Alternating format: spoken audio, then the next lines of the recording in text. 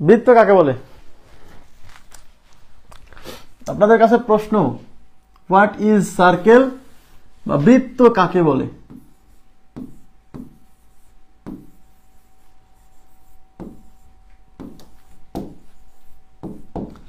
বৃত্ত কাকে বলে? বলেন বলেন বলেন।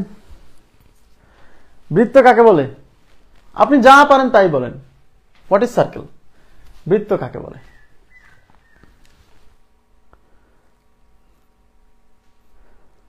আচ্ছা জি ভাইয়া, আচ্ছা তার মানে আপনি ভাইয়া, ঠিক আছে। বৃত্ত কাকে বলে?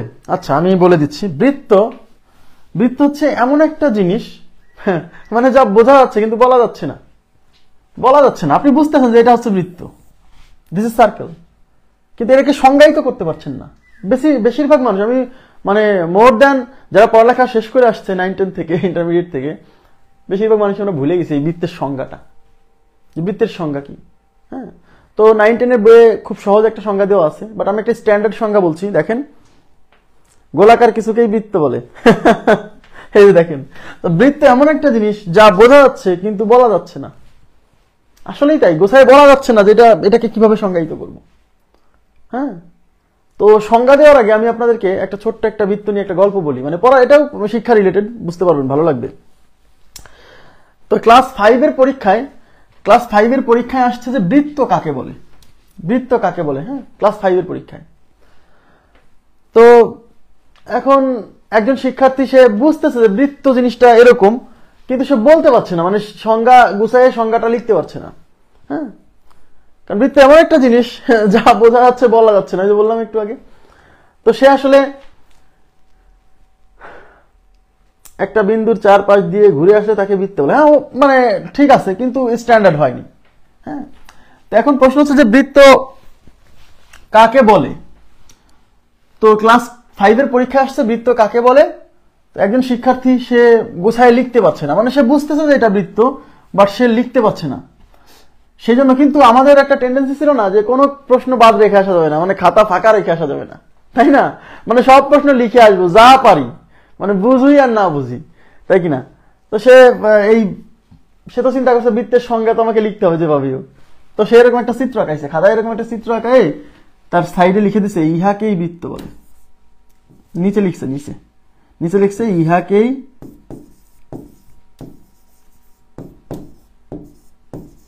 বৃত্ত বলে।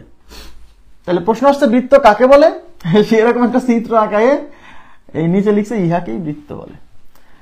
এবার খাতা দেখানোর সময় দেখবেন, আমরা যখন ক্লাস 5-এ, মানে ক্লাস 9-10 পর্যন্ত, ইন্টারমিডিয়েটেও স্যাররা খাতা দেখাতো, মানে পরীক্ষার খাতা দেখাতো। পরীক্ষা হয়ে গেলে পরে তো পরীক্ষার খাতা দেখাতো, মানে হচ্ছে কে কত পাইছে, তাই না? তো এটা দেখাতো। তো স্যার যেদিন খাতা দেখায়, সেদিন ওই ছেলেটা যখন খাতাটা হাতে নিছে, তো খাতাটা হাতে নিয়ে দেখে যে এই প্রশ্নে সে নম্বরের যে জায়গাটা, মানে পাশে স্যার লিখে দিছে লাল কালি দিয়ে ইহাই তুমি পেলে।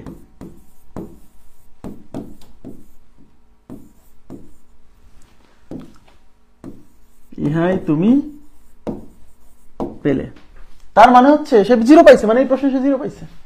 তো প্রশ্ন আসছে বৃত্ত কাকে বলে, সে এরকম একটা চিত্র আঁকায় দিয়ে লিখছে যে ইহাকেই বৃত্ত বলে, আর স্যার নাম্বার দিছে ইহাই তুমি পেলে, মানে এই প্রশ্নে সে ইহাই পাইছে, মানে বৃত্ত পাইছে, মানে 0 পাইছে। কথা কি বুঝছেন?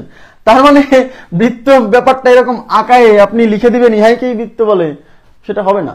বৃত্তের একটা স্ট্যান্ডার্ড সংজ্ঞা আছে। হ্যাঁ, আচ্ছা, তো সেই স্ট্যান্ডার্ড সংজ্ঞাটা আপনাকে জানতে হবে। আমি বুঝাই দিব, কোনো সমস্যা নাই। আমি আবার বলছি, প্রয়োজনে আপনি মাঝে মাঝে, আপনাদেরকে আমি কিছু জিনিস টেবিলের সামনে লিখে রাখতে বলছি না, এই বৃত্তের সংজ্ঞাটাও আপনি টেবিলের সামনে লিখে রাখবেন, ঠিক আছে?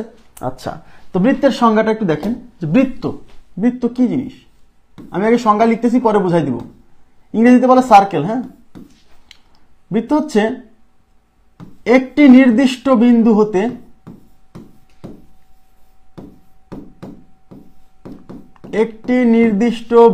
হতে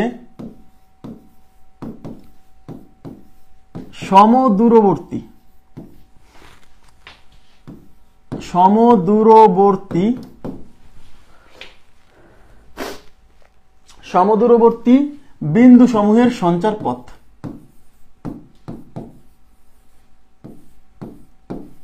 বিন্দু সমূহের সঞ্চার পথকে বৃত্ত বলে। সঞ্চার পথকে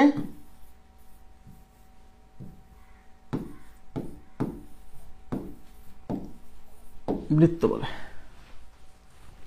আচ্ছা, একটি নির্দিষ্ট বিন্দু হতে সমদূরবর্তী বিন্দু সমূহের সঞ্চার পথকে বৃত্ত বলে। তার মানে বৃত্ত হচ্ছে একটি সঞ্চার পথ। এই পয়েন্টটা খুব গুরুত্বপূর্ণ। বৃত্ত হচ্ছে একটি সঞ্চার পথ। বৃত্ত কি? একটি সঞ্চার পথ। যে সঞ্চার পথটা কেমন? এই যে সঞ্চার পথকে বৃত্ত বলে। তাহলে বৃত্ত একটা সঞ্চার পথ।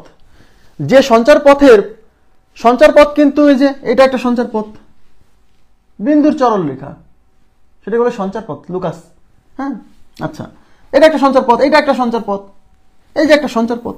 এই প্রত্যেকটা সঞ্চার পথের উপর কিন্তু অনেকগুলো বিন্দু আছে। দেখেন, এর উপর অনেকগুলো, অসংখ্য বিন্দু।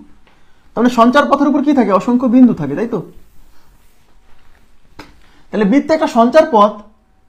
যে সঞ্চার পথের উপর অবস্থিত প্রতিটি বিন্দু কোন একটা নির্দিষ্ট বিন্দু থেকে সমদূরবর্তী।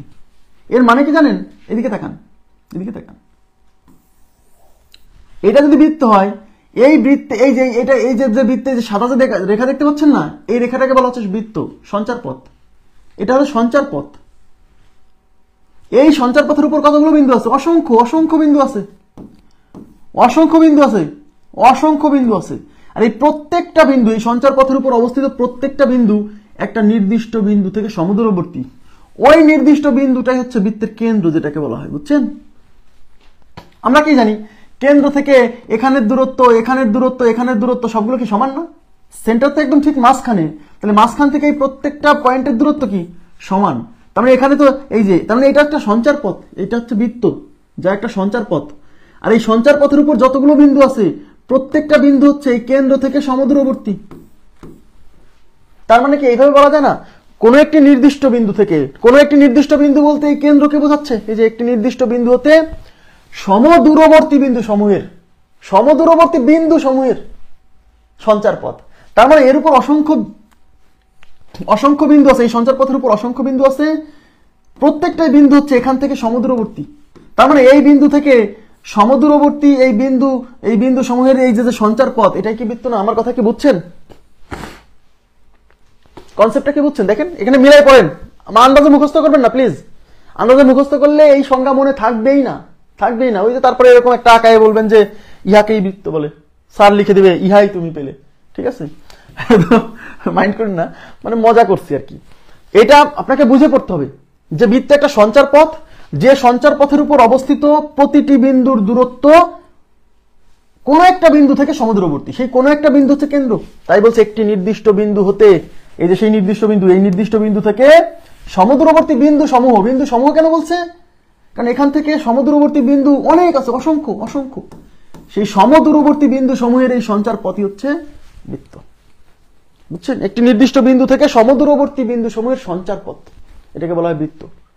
খুবই ইম্পর্টেন্ট। তাহলে মাথায় রাখবেন, বৃত্ত একটা সঞ্চার পথ। সেই সঞ্চার পথের উপর অবস্থিত বিন্দুগুলো কি একটা নির্দিষ্ট বিন্দু থেকে সমদূরবর্তী। সেই নির্দিষ্ট বিন্দু মানে কেন্দ্র। এবার এইভাবে বলেন না যে কেন্দ্র থেকে সমদূরবর্তী বিন্দু সমূহের সঞ্চার পথ। কেন্দ্র যদি বলেই দেন তাহলে তো বৃত্তের কথাটা বলেই দিলেন।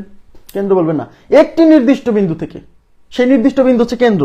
একটা নির্দিষ্ট বিন্দু থেকে সমদূরবর্তী বিন্দু সমূহের সঞ্চার পথটা হচ্ছে বৃত্ত। আশা করি বুঝছেন। ওকে।